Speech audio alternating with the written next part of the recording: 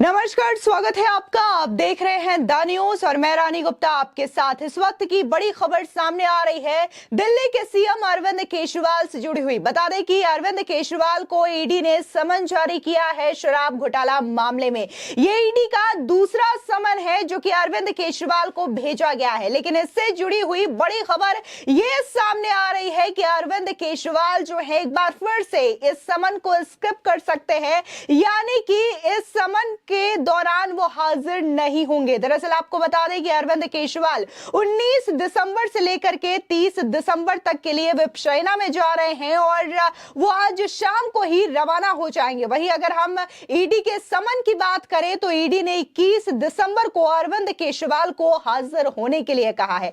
जाहिर तौर पर देखने को मिल रहा है कि शराब घोटाला मामले में आम आदमी पार्टी के तमाम नेताओं की मुश्किलें बढ़ रही है। पहले मनीष सिसोदिया, उसके बाद देखने को मिला कि संजय सिंह को भी इस मामले में गिरफ्तार किया गया और अभी तक उनको किसी भी कोर्ट से जमानत नहीं मिल पा रही है। उन्होंने न सिर्फ राउज एवेन्यू कोर्ट बल्कि सुप्रीम कोर्ट का भी चक्कर लगा लिया है, लेकिन दोनों ही कोर्ट से उन्हें कोई राहत नहीं मिली है। ऐसे में अरविंद केजरीवाल को भी ईडी ने 2 बार समन जारी कर दिया है। कहा यह जा रहा है कि अगर अरविंद केजरीवाल इस बार भी ईडी के समन का जवाब नहीं देते हैं और वो हाजिर नहीं होते हैं तो तीसरी बार अगर ईडी समन जारी करती है तब भी अरविंद केजरीवाल की ओर से अगर रिस्पांस नहीं आता तो ईडी अरविंद केजरीवाल को गिरफ्तार करने के लिए स्वतंत्र है। यानी कि 3 बार से ज्यादा ईडी समन जारी नहीं कर सकती। उसके बाद ईडी एक्शन लेने पर मजबूर हो जाएगी और ईडी को पूरी तरीके से यह स्वतंत्रता है कि वो किसी को भी गिरफ्तार कर सकती है। बता दें कि इस मामले को लेकर के आम आदमी पार्टी लगातार शराब घोटाला मामले को फर्जी बता रही है तो वहीं बीजेपी हमलावर नजर आ रही है। बीजेपी का कहना यह है कि वाकई में अरविंद केजरीवाल कट्टर ईमानदार है तो उन्हें ईडी के समक्ष पेश होना चाहिए और उनके सवालों का जवाब देना चाहिए। इस तरीके से बहाना नहीं बनाना चाहिए। बता दें कि राजधानी दिल्ली के शराब घोटाला मामले में एक बार फिर से ईडी ने सीएम केजरीवाल को पूछताछ के लिए समन जारी किया है। ईडी ने 21 दिसंबर को सीएम केजरीवाल को पूछताछ के लिए बुलाया है, जिसके बाद एक बार फिर से दिल्ली की सियासत गलियारों में हलचल फैल चुकी है। बता दें कि आम आदमी पार्टी द्वारा ईडी के नोटिस पर सवाल उठाए जा रहे हैं तो वहीं दूसरी ओर बीजेपी सीएम अरविंद केजरीवाल पर जोरदार हमलावर नजर आ रही है। बीच अकाली दल की सांसद हरसिमरत कौर ने भी केजरीवाल और भगवंत मान पर जोरदार हमला बोला। उन्होंने सीधे तौर पर यह कहा है कि अरविंद केजरीवाल और भगवंत मान की जोड़ी ने पूरी तरीके से पंजाब को बर्बाद कर रखा है। पंजाब का पैसा लूटा जा रहा है आम आदमी पार्टी की ओर से। आपको बता दें कि बीजेपी नेता वीरेंद्र सचदेवा ने पलटवार करते हुए अरविंद केजरीवाल को यह कहा है कि अगर वाकई में अरविंद केजरीवाल खुद को कट्टर ईमानदार बताते हैं तो उन्हें जांच से भागना नहीं चाहिए। बता दें कि दिल्ली बीजेपी के प्रदेश अध्यक्ष हैं वीरेंद्र सचदेवा और उन्होंने साफ तौर से यह कहा है कि केजरीवाल को ईडी की जांच में शामिल होना चाहिए, उनके सवालों का जवाब देना चाहिए। सुनिए किस तरीके से वीरेंद्र सचदेवा हमलावर नजर आ रहे हैं अरविंद केजरीवाल पर। बनाएंगे। पिछली बार तो चुनाव प्रचार का बहाना लगा के उन्होंने समय मांगा था, तो अगर जांच एजेंसी ने जांच के लिए बुलाया है तो अरविंद केजरीवाल को जांच में शामिल होना चाहिए। और वैसे भी जब उन्होंने मुख्यमंत्री पद की शपथ ली थी तो उन्होंने कुछ बातें कही थी उस शपथ में कि मैं संविधान का और कानून का पालन करूंगा। तो अगर कानून की एजेंसी उनको बुला रही है तो जांच से भागना नहीं चाहिए, जांच में शामिल होना चाहिए। और बार बार जब वो कहते हैं कि दिल्ली में कोई भ्रष्टाचार नहीं हुआ, शराब नीति में कोई घोटाला नहीं हुआ, तो जांच एजेंसी के सामने तथ्य रखें। जांच एजेंसी अपने तथ्य उनके सामने रखेगी तो दूध और पानी का पानी दिल्ली की जनता के सामने आएगा। लेकिन फिर भी मैं दोबारा कहूँगा, अरविंद केजरीवाल को जांच में शामिल होना चाहिए, भागना नहीं चाहिए। आपको बता दें वहीं दूसरी ओर अगर हम आम आदमी पार्टी की बात करें तो उनके तमाम नेता, फिर चाहे वो सौरभ भारद्वाज हो, राघव चड्ढा हो, आतिशी हो या फिर संदीप पाठक हो, इनका यही कहना है कि बीजेपी जो है वो अरविंद केजरीवाल से डरती है, जिसकी वजह से उन्हें फर्जी शराब घोटाला मामले में फंसाया जा रहा है। सिर्फ अरविंद केजरीवाल ही नहीं बल्कि सत्येंद्र जैन, मनीष सिसोदिया और संजय सिंह को भी इसी तरीके से फंसाया गया है। बता दें कि राज्यसभा के सांसद और आम आदमी पार्टी के नेता राघव चड्ढा ने कहा कि बीजेपी अरविंद केजरीवाल के मॉडल से डरती हुई है। आपको बता दें कि राघव चड्ढा ने इस दौरान कहा कि बीजेपी अरविंद केजरीवाल के मॉडल से डरी हुई है, आम आदमी पार्टी से डरी हुई है। अगर सत्येंद्र जैन और मनीष सिसोदिया बीजेपी में शामिल होते हैं तो उनके खिलाफ सभी मामले अजीत पवार और छगन भुजबल की तरह हटा दिए जाएंगे। मैं बीजेपी को बताना चाहता हूं कि हम ईडी सीबीआई की धमकियों से डरने वाले नहीं हैं। सुनिए किस तरीके से राघव चड्ढा जो हैं ईडी समन को पूरी तरीके से फर्जी बता रहे हैं। ईडी समन ही नहीं बल्कि शराब घोटाला को भी फर्जी करार दे रहे हैं। You see, what is most shocking and most unfortunate is the fact that the BJP member of parliament who sponsored and facilitated the entry of two intruders into the visitor gallery of the Lok Sabha, who then subsequently breached the security of the Lok Sabha and jumped into the chamber, that BJP MP has not been suspended or expelled or has been even called for investigation perhaps.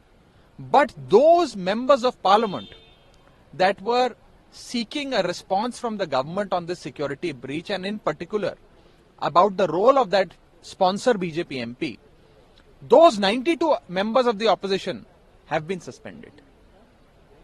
Look at the dichotomy. The sponsorer BJP MP who sponsored these two intruders is not suspended, but 92 MPs who were demanding a response from the government on the security breach happen to be suspended.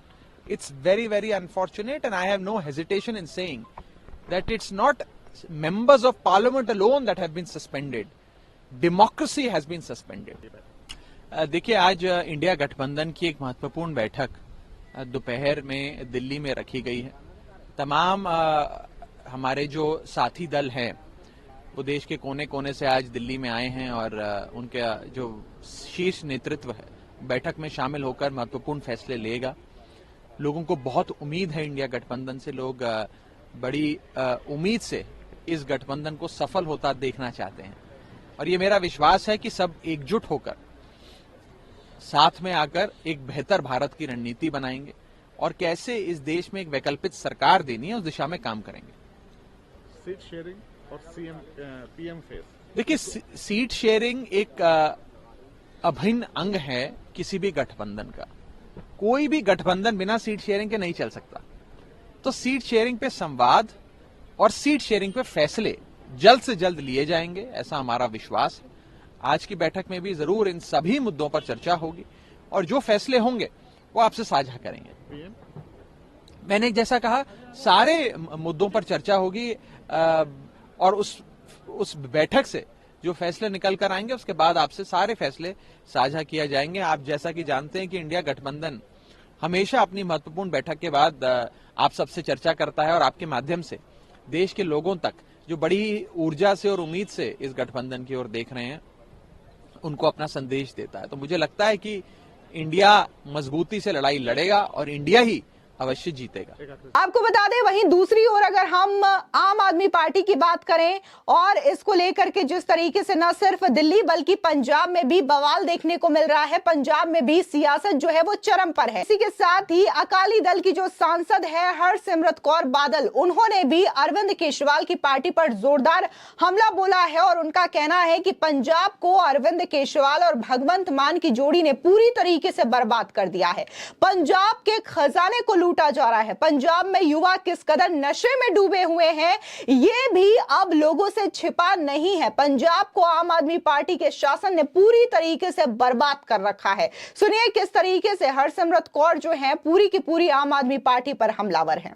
जिस अरविंद केजरीवाल एक municipality का head आके पंजाब जैसे राज्य के ऊपर राज कर रहा है और अपने मुख्यमंत्री को फेलियर निकाल रहा है कि कोई कमरे का या कोई स्कीम का अभी कोई लॉन्च करना तो केजरीवाल आके करता है, उनका मुख्यमंत्री उस लायक भी नहीं है। और फिर उस मुख्यमंत्री के स्वागत में सरकारी बसें भर के नरेगा के मजदूरों से भर के गांव से नरेगा के मजदूरों को कि तुम्हारा नरेगा कार्ड कट दिया जाएगा जो तुम बस भर के नहीं जाओगे, ऐसे क्राउड इकट्ठा कर रहे हैं। तो वहां पे जब इनके क्राउड के लिए तो नरेगा की धमकी दे के ले जाना पड़ रहा है तो 13 सीटें इनको कौन देगा। वहां से बेसिकली केजरीवाल, इन्होंने हमारे सोशल मीडिया का बजट हमारे पंजाब के पैसों से 1000 करोड़ जो कर दिया है, जो कश्मीर से कन्याकुमारी के सारे चैनलों में दिखाना है। आप दिल्ली का कोई चैनल खोल लीजिए, पंजाब का इतने बड़े बड़े झूठ सब मारे जा रहे हैं। पंजाब में गैंगस्टर्स का राज चल रहा है। किसान हो, मजदूर हो, नौजवान, सब मुलाजिम हो, सब धरने में बैठे हुए हैं। एक भी उनकी गारंटी पूरी नहीं हुई है। किसी महिला को 20 महीने में 20,000 मिला, 1,000 तक किसी को नहीं मिला। सब फेलियर हो गया। इसी करके मजदूरों को डरा धमका के नरेगा के मजदूरों को रैली पे ले जाया जाता है। तो 13 सीटें इनको कहां से आ जाएगी? ये देश को दिखाने के लिए है। अफसोस ये है कि पंजाब के पैसे लूटे जा रहे हैं। केजरीवाल और भगवंत मान दोनों इकट्ठे होकर लूट रहे हैं। नजायज माइनिंग ऐसे चल रही है कि सिक्योरिटी का इतना बड़ा खतरा कि बॉर्डर में जो पुल है वो पुल किसी टाइम गिर सकता है, क्योंकि इनके मंत्री सब नजायज माइनिंग कर रहे हैं। नशे का ये हाल है कि हाई कोर्ट ने टिप्पणी करी है कि लगता है सरकार खुद ही नशा बिका रही है। तो पंजाब को उन जो नौकरियां 2-4 निकलती है वो आधी राजस्थान, आधे हरियाणा, बाहर के बच्चों। सो हर तरीके से पंजाब के हकों को कमजोर किया जा रहा है। हमारा पानी खोने की पूरी, केजरीवाल हरियाणा राजस्थान में जीतने के पानी उधर भेज रहा है। सो पैसे हो, राजधानी हो, पानी हो, और यही है गैंगस्टरों का राज चल रहा है। लोग धरने पे बैठे। आपको बता दें कि दिल्ली के शराब घोटाला मामले में आम आदमी पार्टी की मुश्किलें कम होने का नाम नहीं ले रही हैं। इस मामले में पूर्व डिप्टी सीएम रहे मनीष सिसोदिया लगभग 10 महीने से जेल में हैं। वहीं आम आदमी पार्टी के सांसद संजय सिंह की भी गिरफ्तारी हो चुकी है। अब इस पूरे मामले में दिल्ली के सीएम अरविंद केजरीवाल पर भी गिरफ्तारी की तलवार लटक रही है, क्योंकि इससे पहले ईडी ने 2 नवंबर को भी सीएम अरविंद केजरीवाल को तलब किया था। तब भी अरविंद केजरीवाल ने समन को अवैध और बाहरी विचारों से प्रेरित बताते हुए एजेंसी के सामने पेश होने से इनकार कर दिया था। अब उसके बाद एक बार फिर से ईडी ने अरविंद केजरीवाल को पीएमएलए के तहत नोटिस जारी कर दिया है और सूत्रों के हवाले से यह खबर आ रही है कि अरविंद केजरीवाल जो हैं वो इस नोटिस को स्किप कर सकते हैं, यानी कि फिर से वो ईडी के समक्ष पेश नहीं होंगे, क्योंकि उनकी पार्टी के नेताओं का यह कहना है कि अरविंद केजरीवाल का जो प्रोग्राम है विपक्षना का वो पहले से ही तय है। ये चीजें पब्लिक डोमेन में भी है। तो ऐसे में वो ईडी पर ही सवाल उठा रहे हैं कि जब ये चीजें लोगों को पता है कि अरविंद केजरीवाल 19 दिसंबर की शाम से 30 दिसंबर तक के लिए विपक्षना में जाएंगे, तो आखिर ईडी ने 21 दिसंबर को ही ये नोटिस क्यों जारी किया है? इस चीज को लेकर के लगातार आम आदमी पार्टी जो है वो सवाल उठा रही है और यही वजह है, कहा जा रहा है कि अरविंद केजरीवाल जो है वो ईडी के इस नोटिस पर हाजिर नहीं होंगे। ऐसे में अब लोग जो हैं वो यही कह रहे हैं कि जल्द ही अरविंद केजरीवाल की गिरफ्तारी तय है। सूत्रों के मुताबिक दिल्ली में मामले के जांच अधिकारी के सामने पेश होने के बाद एजेंसी मुख्यमंत्री का बयान दर्ज करेगी और ईडी ने मामले में दाखिल अपने चार्जशीट में कई बार केजरीवाल के नाम का उल्लेख भी किया है। सीबीआई ने 16 अप्रैल को सीएम अरविंद केजरीवाल से तकरीबन 9 घंटे तक पूछताछ भी की थी। फिलहाल इस पूरे मामले को लेकर के आपकी क्या राय है, हमारे कमेंट सेक्शन में जरूर बताएं। धन्यवाद।